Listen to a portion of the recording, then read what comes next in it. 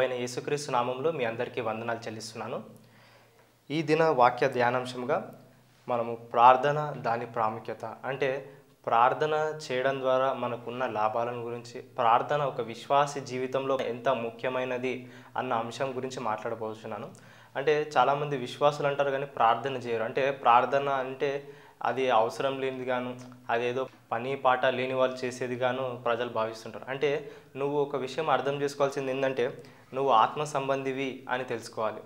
మనిషి ఆత్మ అంటే నువ్వు ఒక ఆత్మవై ఉండి నీకు ఒక శరీరం కలిగి నీవు ఒక జీవం కలిగి ఉన్నావు తప్పితే మనిషి అంటే ఒక శరీరం కాదు, మనిషి అంటే ఒక ఆత్మ. అంటే ఈ ఆత్మ సంబంధికి ఏంటంటే ప్రార్థన అనే అలవాటు ఉండాలి. యోహాను ఏమంటాడంటే ప్రకటన గ్రంథంలో నేను ఆత్మలో ఉండగా నాకు ఒక స్వరం వినబడింది అంటాడు. అంటే నువ్వు ఆత్మలో ఉన్నప్పుడే దేవుని దర్శనాలు, ఆత్మలో ఉన్నప్పుడే దేవుని స్వరాన్ని, ఆత్మలో ఉన్నప్పుడే దైవ జ్ఞానాన్ని పొందుకుంటావు తప్పితే ఆత్మ లేనప్పుడు పొందుకోలేవు. అయితే దేవుని దగ్గర నుంచి నువ్వు ఏమన్నా పొందుకోవాలన్నా, దేవుని దగ్గర నుంచి నువ్వు ఏదన్నా సంపాదించాలనుకున్నా అది విశ్వాసం వల్ల కలిగిన ప్రార్థన ద్వారానే సాధ్యం. అంటే దేవుడు ఎవరికైనా రెస్పాన్స్ ఇవ్వాలంటే ప్రార్థన ద్వారానే రెస్పాన్స్ ఇస్తాడు. అయితే నీతో దేవుడు మాట్లాడాలనుకున్నా, దేవుడు నీకు ఏదైనా సహాయం చేయాలనుకున్నా నువ్వు ప్రార్థించినట్లయితే చేస్తాడు. ఎందుకంటే అడుగుడే మీకు ఇవ్వబడును అని దేవుని వాగ్దానం ఉంది. అంటే నువ్వు అడగకుండా దేవుడు ఇవ్వలేడు. అంటే ఆయన వాక్యానికి విరుద్ధంగా దేవుడు ఏమీ చేయలేడు. ఎందుకు ఈ విధంగా దేవుడు ఒక నియమాన్ని ఎందుకు ఉంచాడంటే కీర్తనలకు రాసిన గ్రంథము 115:16 ఆకాశములు యెహోవా వశము, భూమిని ఆయన నరులకు ఇచ్చి ఉన్నాడు. అంటే ఆకాశం అనేది దేవుని వశంలో ఉంది, అయితే భూమి నరులకు ఇచ్చి ఉన్నాడు. అంటే నీకు ఒక మానవునికి ఏమిచ్చాడంటే భూమిని వాని సొంతం చేశాడు. అయితే ఈ భూమి మీద ఏమైనా కార్యం జరగాలి అంటే అది నీ ద్వారానే జరగాలి. అయితే దేవుడు ఈ భూమి మీద ఏదైనా కార్యం చేయాలనుకుంటే నువ్వు దేవునికి ఒక లీగల్ పర్మిషన్ ఇవ్వాలన్నమాట. అంటే దేవుడు నీ ద్వారానే పని చేయడానికి ఇష్టపడుతున్నాడు. ఆయన సొంతంగా ఈ భూమి మీద పనిచేయలేడు, కానీ నీ ద్వారా ఆయన అద్భుతాలు చేయగలుగుతాడు, నీ ద్వారానే ఆయన ఆశ్చర్యకార్యాలు చేయగలుగుతాడు. అయితే ఎప్పుడైతే నువ్వు దేవుని యందు విశ్వాసం ఉంచి ప్రార్థిస్తున్నావో నీ ప్రార్థన జీవితం వల్ల నీ ఆత్మను అనేది నువ్వు ఉత్సాహపరుస్తున్నావు. నీ ఆత్మను అనేది నువ్వు ఉత్సాహపరిచి నువ్వు ముందుకు ఎప్పుడైతే అడుగేస్తున్నావో అద్భుతాలు నీ జీవితాల్లో చూస్తావు. అయితే ప్రార్థన వల్ల ఈ శోధనలో పడకుండా ప్రభువా మమ్మల్ని రక్షించు అని యేసయ్య నేర్పినట్లు శోధనలు తేక మమ్మల్ని దుష్టుల నుంచి తప్పించుము. అంటే శోధనలోకి నువ్వు రావద్దు అంటే నువ్వు ప్రార్థన అనే అలవాటు నీకు ఉండాలి. చాలామంది అంటారు అండి నేను ఈ శోధనలో పడిపోయాను, నేను ఈ సమస్యలో పడిపోయాను, నేను ఆ మోహపు చూపుకి పడిపోయాను. అంటే సంసోను డెలీలా దగ్గర ఎందుకు పడిపోయాడంటే సంసోన్కి ప్రార్థించే అంత అలవాటు పెద్దగా లేదు. ఎప్పుడైనా ఆయన చూసినప్పుడు ఒక తేనెను చూసి తేనెను తినాలని ఆశపడ్డాడు, ఇంకొకసారి ఒక స్త్రీని చూసి ఆశపడ్డాడు. అంటే తన జీవితంలో తన శరీర ఆశల మీద అతను ఇంకా జయించలేకపోయాడు కాబట్టి శోధనలో పడిపోయాడు. అయితే నువ్వు శోధనలో పడకుండా స్థిరంగా నిలబడాలంటే నీకు ఈ ప్రార్థన అనే అలవాటు ఉండాలి. యేసయ్య ఈ భూమి మీదకి మానవునిగా వచ్చాడు కానీ దేవునిగా రాలేదు. అయితే దేవునిగా వచ్చినుంటే ఆయనకి ప్రార్థించే అవసరం ఉండేది కాకపోతే ఆయన శరీర రూపంలో అంటే ఆది యందు వాక్యం ఉండను, వాక్యము దేవుడై ఉండను. అయితే ఆయన కృపా సత్య సంపూర్ణుడుగా ఈ భూమి మీద నివసించాడు. అయితే నివసించినప్పుడు ఆయన ఒక శరీరము, మాంసం కలిగి రక్తం కలిగి ఉన్నాడు కాబట్టి ఆయనకి ప్రార్థన అనేది ఎంతో అవసరమైంది. అయితే ఎన్నోసార్లు వాక్యంలో చూస్తుంటాము ప్రజలందరూ రాజుగా చేయుటకు దగ్గరకు వచ్చినప్పుడు ఆయన ఏకాంతంగా వెళ్ళి ప్రార్థించను, ఆయన రాత్రి అంతా ప్రార్థించను, ఆయన ఉదయకాలమున ప్రార్థించను, ఆయన కొండ ఎక్కి ప్రార్థించను అన్న విషయాలు మనం చూస్తాం బైబిల్లో. మత్తయి సువార్తలో కానీ, మార్కు సువార్తలో కానీ, లూకా సువార్తలో ఇవన్నీ ఎందుకు రాయబడ్డాయంటే అంటే యేసయ్య ఎప్పుడైనా ఏకాంతంగా వెళ్ళి ప్రార్థించడానికి చాలా ఆసక్తి చూపేవారు. ఎందుకంటే ఏకాంతంగా నువ్వు ప్రార్థించుతున్నప్పుడు నువ్వు దేవునితో సంబంధం కలిగి ఉన్నావు అన్న విషయం నువ్వు తెలుసుకోవాలి. ఆయన యేసయ్య ఈ లోకాన్ని ఏ విధంగా జయించాడంటే ప్రార్థన ద్వారా జయించాడు. అయితే నువ్వు కూడా ప్రార్థన అలవాటు అనేది నీకు ఉండాలి. మొదటగా నీకు ప్రార్థన అలవాటు అంతగా ఉండకపోవచ్చు, ఇంతవరకు ఎప్పుడు ప్రార్థించలేదేమో, అంటే ప్రార్థన మీద నీకు అంత ఇంట్రెస్ట్ ఉండకపోవచ్చు. కాకపోతే నువ్వు చిన్నగా స్టార్ట్ చేయి. మొదట ఒక 5 నిమిషాల నుంచి ఒక 10 నిమిషాలు, రోజు ఒక 20 నిమిషాలు, ఈ విధంగా నువ్వు స్టార్ట్ చేయడం ద్వారా నీకు ప్రార్థన అనేది అలవాటు అవుతుంది. ప్రార్థన ఎప్పుడైతే అలవాటు అవుతుందో దేవుని శక్తి నీలో ప్రవహించడం అనేది జరుగుతుంది. ఎప్పుడైతే దేవుని శక్తిని నువ్వు అనుభవిస్తున్నావో నీ జీవితంలో నువ్వు గొప్ప కార్యాలు చేస్తావు. ఎప్పుడైతే నువ్వు చదివే చదువులో నువ్వు విజయం పొందుకుంటావు, నువ్వు చేసే ఉద్యోగంలో, నువ్వు చేసే బిజినెస్లో. అంటే ఇది వాక్యం ఏంటంటే ఉప్పు వంటిది, ఉప్పు అన్నిట్లో వాడతారు. ఆ విధంగానే దేవుని వాక్యం కూడా ఉప్పు వంటిదై ఉన్నదని నువ్వు తెలుసుకొని ఈ ఉప్పు అన్నిట్లో వాడుకోవాలి నువ్వు. అదేవిధంగా దేవుని వాక్యం సెలవిస్తున్న ప్రకారం ప్రార్థనను అన్ని విషయాల్లో వాడుకోవచ్చు. నువ్వు నీదేదైనా సమస్య వచ్చినప్పుడే ప్రార్థననే కాదు, కానీ నీకు సమస్య రాకముందే ప్రార్థించడం. అంటే ఎప్పుడైతే యాకోబు చెరసాల్లో ఉన్నప్పుడు సంఘం ప్రార్థించలేదు. సంఘం ప్రార్థించినప్పుడు ఏమైంది? యాకోబు చనిపోయాడు. అయితే ఎప్పుడైతే పేతురు చెరసాలలో వేయబడ్డప్పుడు సంఘం ప్రార్థించింది. ఎప్పుడైతే సంఘం ప్రార్థించిందో దేవుడు వెళ్ళి పేతురుని విడిపించాడు. అదేవిధంగా ఎప్పుడైతే సంఘం అంతా కలిసి ప్రార్థిస్తుందో కూడా సంఘంలో గొప్ప కార్యాలు జరుగుతాయి, అద్భుత కార్యాలు జరుగుతాయి. అంటే నేనేమని చెప్తున్నానంటే ప్రార్థన అనే అలవాటు నీకు ఉండాలి. అయితే నువ్వు ఎప్పుడైతే ప్రార్థనలు లేవో నీకు దేవుని శక్తి లేదని చెప్పవచ్చు. ఎంతోమంది అద్భుతాలు చేశారు, ఎంతోమంది ఆశ్చర్యకార్యాలు చేశారంటే బైబిల్లో ఉన్న వాళ్ళంతా ప్రార్థన చేసిన వాళ్ళే. ఏలియా ఒక ప్రవచనం చెప్తాడు, నీకు వర్షం పడబోతుందని చేసి ఆహాబుతో ప్రవచనం చెప్పినప్పుడు ఆ ప్రవచనం ఎలాగో నెరవేరుతుంది అని ఇంటికి వెళ్ళి పడుకోలేదు.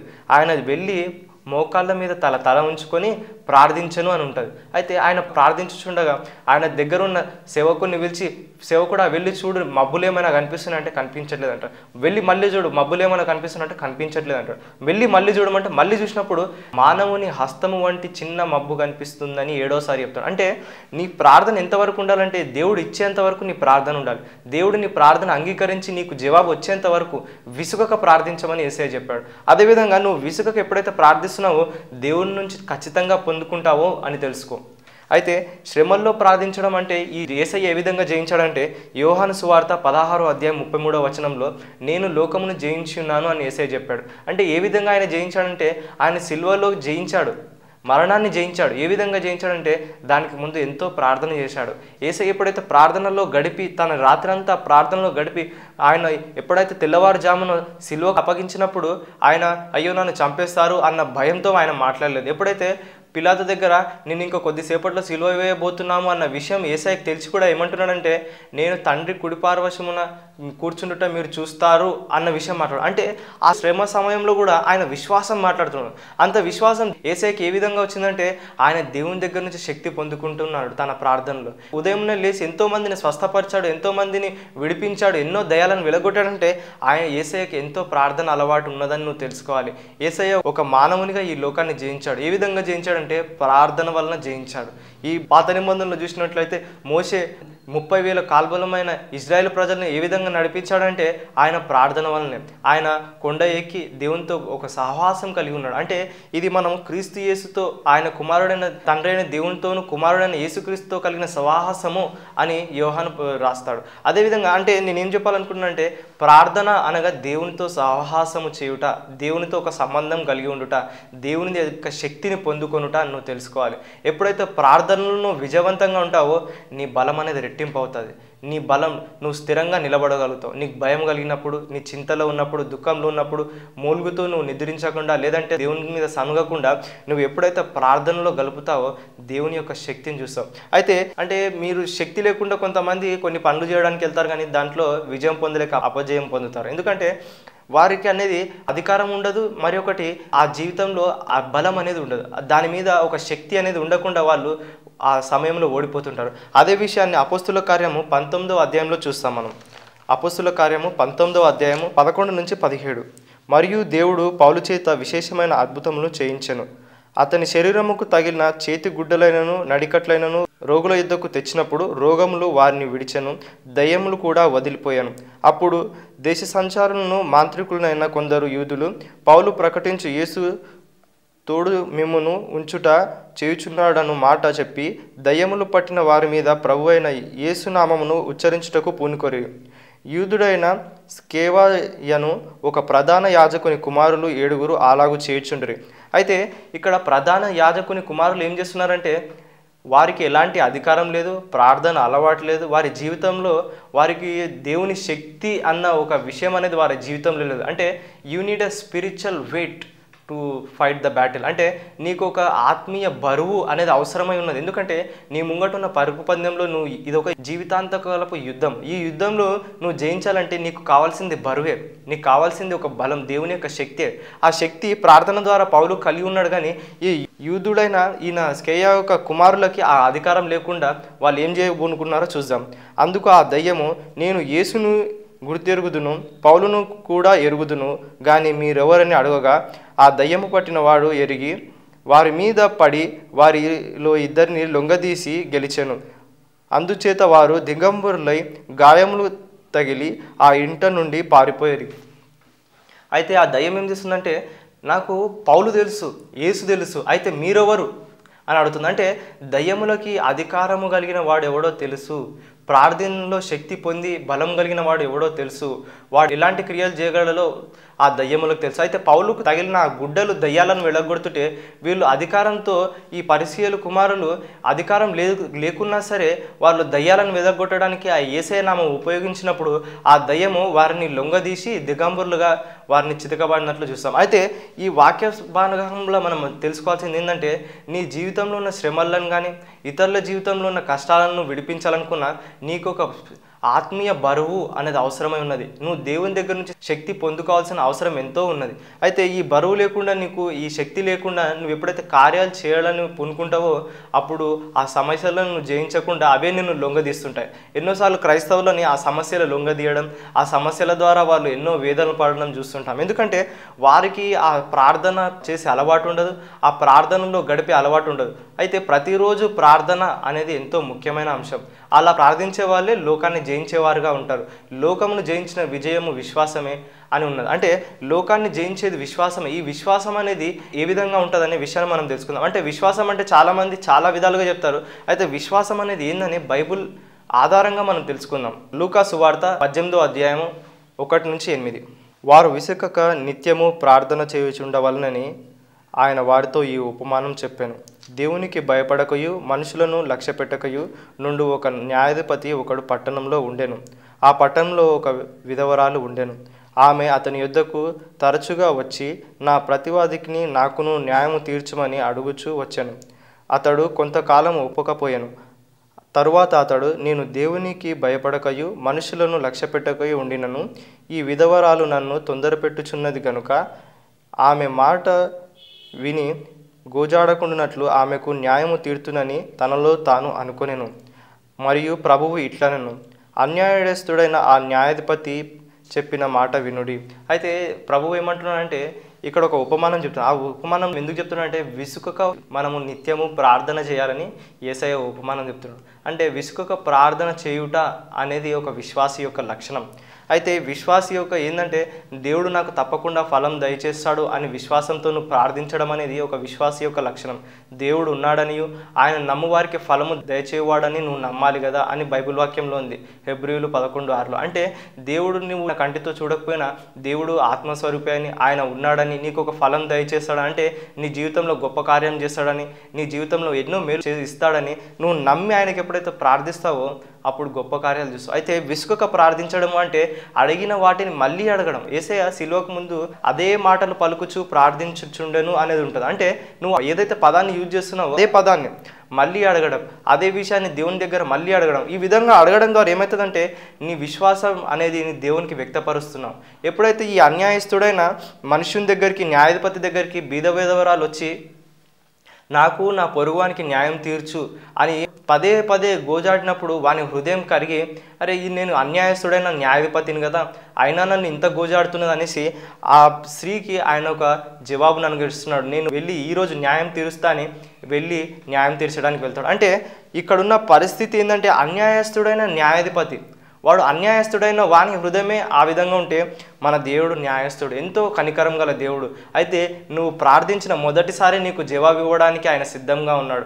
నువ్వు ప్రార్థించిన మొదటిసారే ఆయన గ్రంథంలో లిఖించుకొని ఉంటాడు.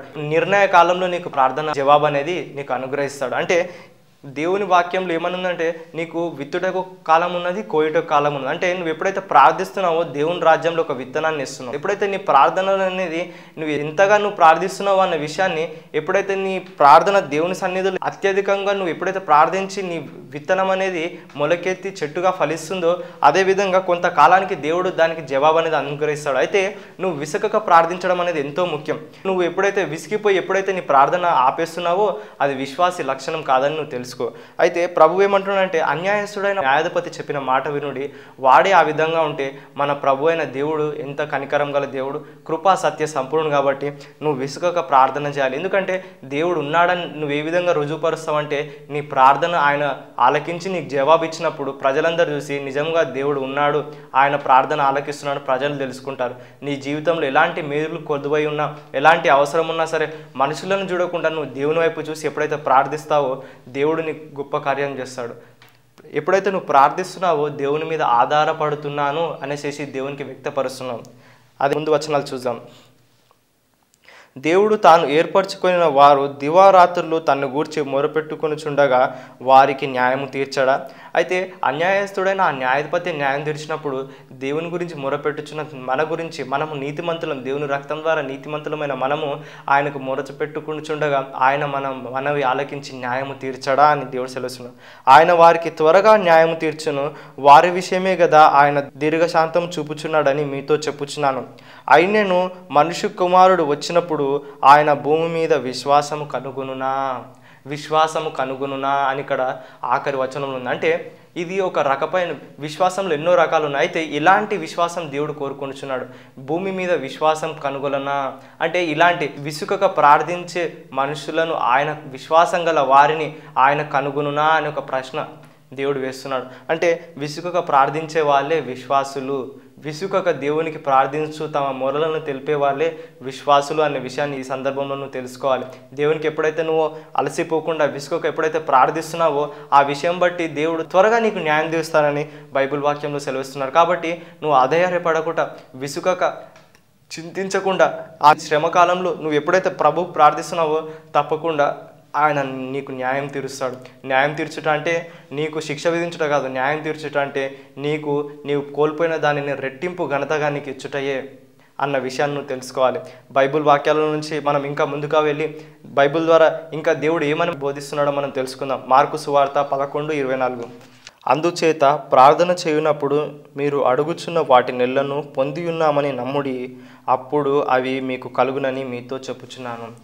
ప్రార్థన చేయునప్పుడు మీరు అడుగు వాటి నెలను పొంది ఉన్నామని నమ్ముడి అంటే నువ్వు ఏదైతే అడుగుతున్నావో దాన్ని పొందుతున్నాను అని నువ్వు ఎప్పుడైతే నమ్ముతున్నావో అయితే దాన్ని నువ్వు పొందుకుంటావో అని దేవుడు సెలవుస్తాడు. అంటే ప్రార్థన చేసినప్పుడు ఏదైనా అడగొచ్చా దేవునికి చిత్తానుసారంగా? అంటే దేవుని వాక్యమే దేవుని చిత్తం. కాబట్టి ఈ బైబిల్లో ఉన్న వచన ప్రకారం దేవుని యొక్క వాక్య ప్రకారం నువ్వు దేవుణ్ణి అడగాలి తప్పితే ఆ వాక్యానికి విరుద్ధంగా అడగవద్దు. అంటే కొన్ని విషయాలు దేవునికి చిత్త ప్రకారం ఏమని అడగవచ్చు అంటే ఒక స్వస్థతను దేవుని నువ్వు అడగవచ్చు, దేవుని సమృద్ధి అడగవచ్చు.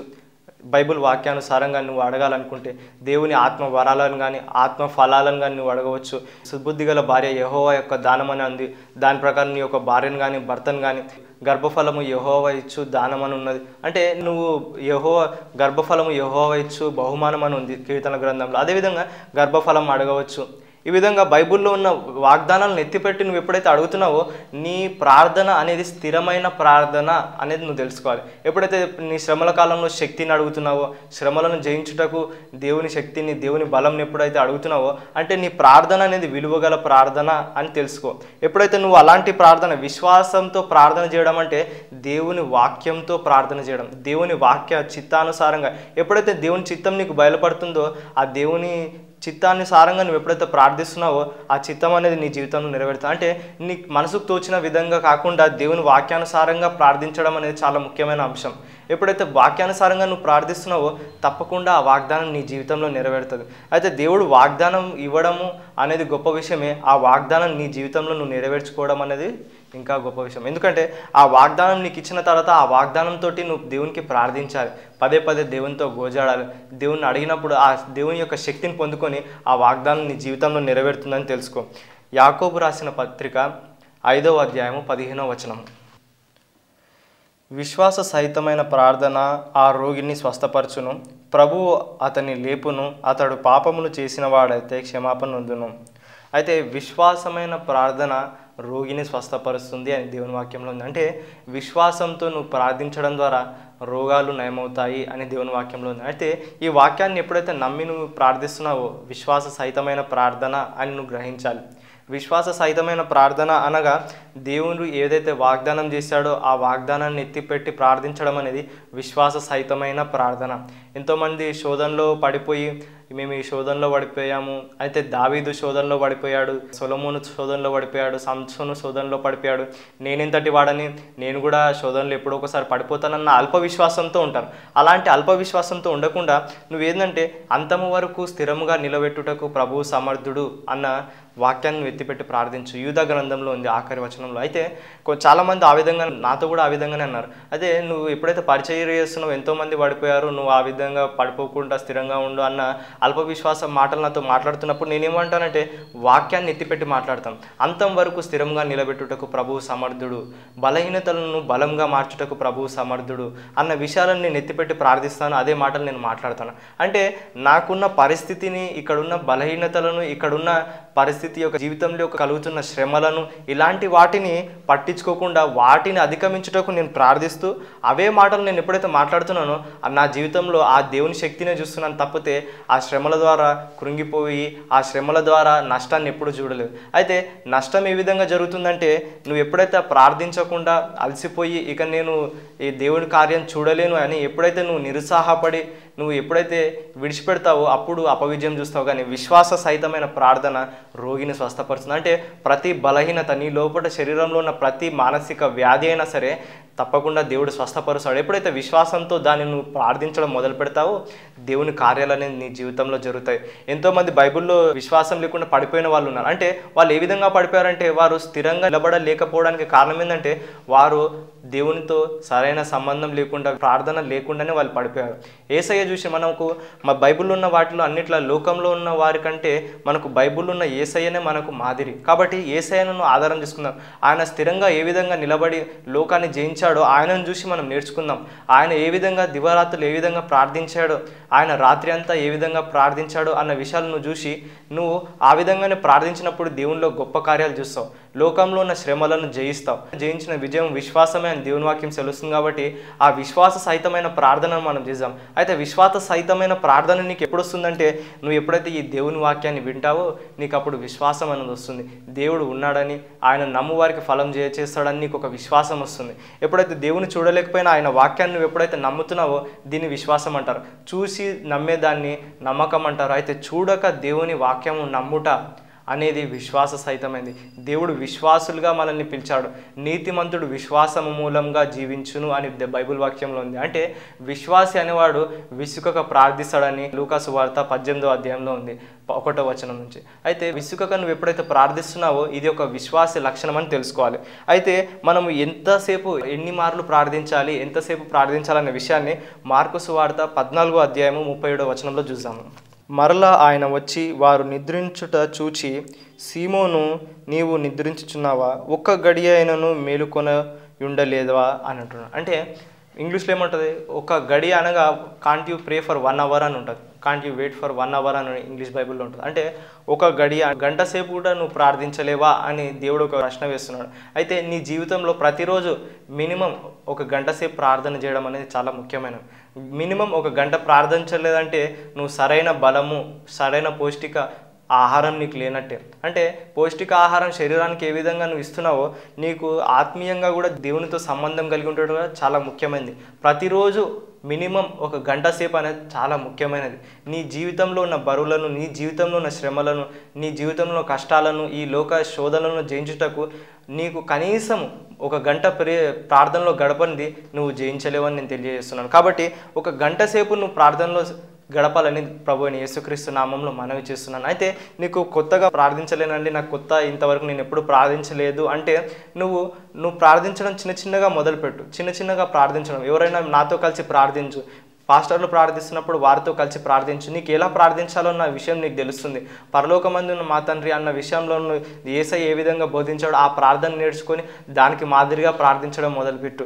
అయితే నీ ప్రార్థన జీవితంలో ఎప్పుడైతే నువ్వు ఈ వాక్య విషయంలో ఎంత లోతుగా వెళ్తావో నీ ప్రార్థన అనేది అంత ఎఫెక్టివ్గా ఉంటుంది. ఎప్పుడైతే నువ్వు ప్రార్థనలో ఎంత లోతుగా వెళ్ళి చేయగలుగుతున్నావో అంత లోతుగా దేవుని యొద్ద నుంచి నువ్వు పొందుకుంటావు. అంటే నువ్వు వాక్యం వినడము, వాక్యం చదవడము, వాక్యం నీ హృదయంలో నాటబడము అనేది ఒకటి ఎత్తు అయితే నువ్వు ప్రార్థించడం అనేది ఇంకొక ఎత్తు. అయితే ఇవన్నీ ఉన్న తర్వాత నువ్వు ప్రార్థించలేదంటే నీ విత్తనం అనేది నిష్ఫలంగా వెళ్ళిపోతుంది.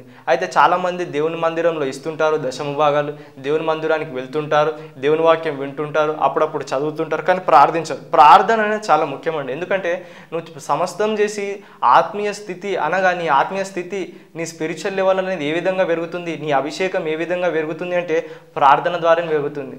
అయితే యేసయ్య ఎప్పుడైతే కొండ మీద నుంచి దిగి వచ్చాడో ఆయన ముఖం ప్రకాశిస్తుంది అనేది ఉన్నది. అయితే మోషే ఎప్పుడైతే కొండ మీద నుంచి ప్రార్థించి కిందికి దిగి వస్తున్నాడో ఆయన ముఖం ప్రకాశిస్తుందని మన బైబిల్ వాక్యంలో చూస్తాం. అంటే మహిమ నుండి అధిక మహిమకు తీసుకెళ్ళుటకు దేవుడు సిద్ధంగా ఉన్నాడు.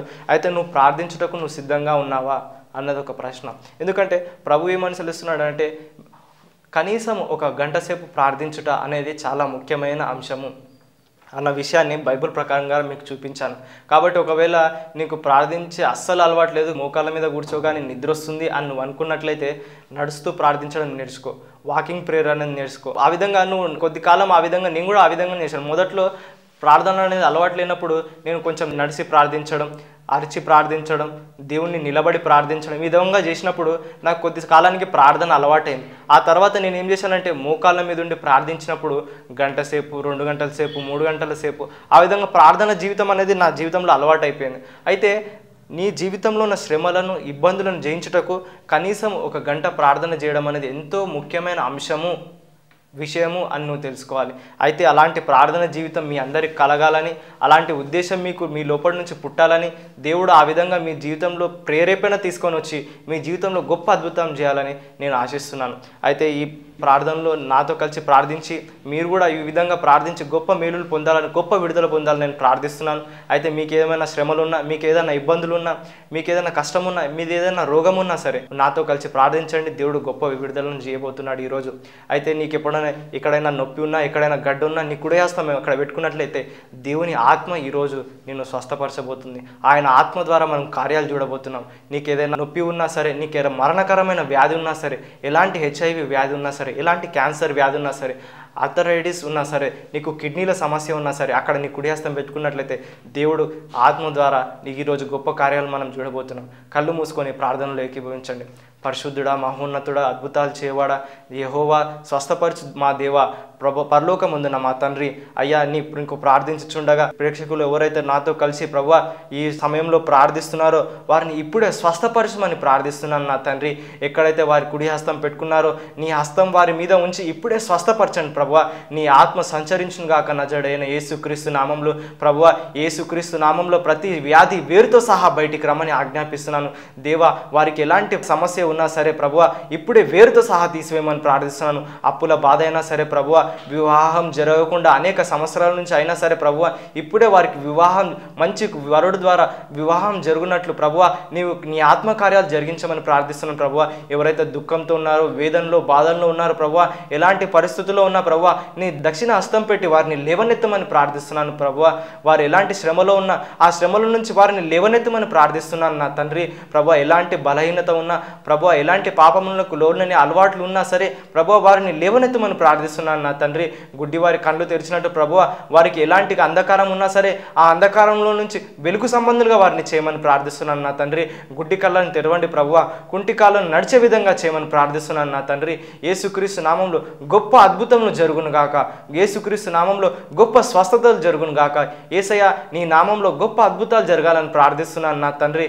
ఎవరైతే ఈ ప్రార్థనలు ఏకీభవిస్తున్నారో ప్రభువా వారికి ఈ రోజు నుంచి ప్రార్థన చేసుకుని ఒక తీర్మానాన్ని, మంచి ఉత్సాహాన్ని ప్రభువా, మంచి ఉజ్జీవాన్ని, వారిలో ఒక గొప్ప మార్పును తీసుకురమ్మని ప్రార్థిస్తున్నాను తండ్రి. ఈ విధంగా వారు ప్రార్థించుచుండగా మహిమ నుండి అధిక మహిమకు వారిని తీసుకెళ్ళమని జీవం గల యేసుక్రీస్తు నామంలో ప్రార్థిస్తున్నాను తండ్రి. Amen. Thank you very much. యేసు కృప మీకు తోడై ఉండును గాక.